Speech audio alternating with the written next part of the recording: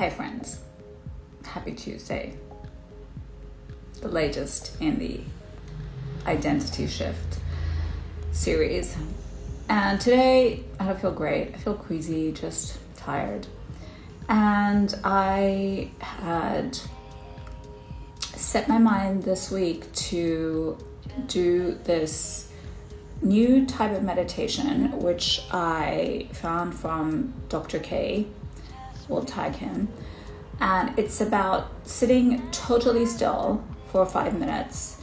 No music, nothing. Sitting on the floor, supported with a wall. And I don't usually meditate like that. I'm usually with cushions on my sofa, comfortable, supported with my legs because I have really stiff hips and I can't really sit lotus-legged. So anyway, I decided to set the timer, and this is how I was sitting. Not very comfortable. And I set the timer, and I can tell you it was so freaking difficult.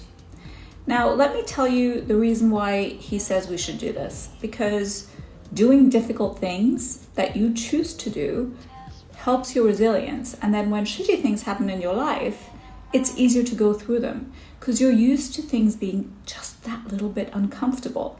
So it's kind of like starting to grow a muscle where you get used to doing things that are uncomfortable and you realize you can tolerate them and that you're not dead and the world didn't collapse and everything didn't just burn down.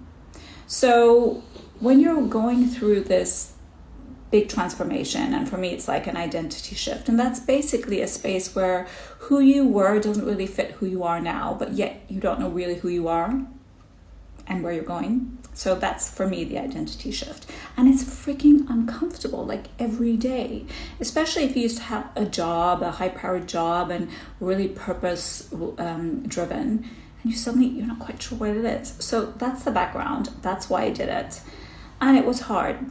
My inner thighs started to kill me. They started feeling stretchy. I couldn't move. I felt constriction in my chest.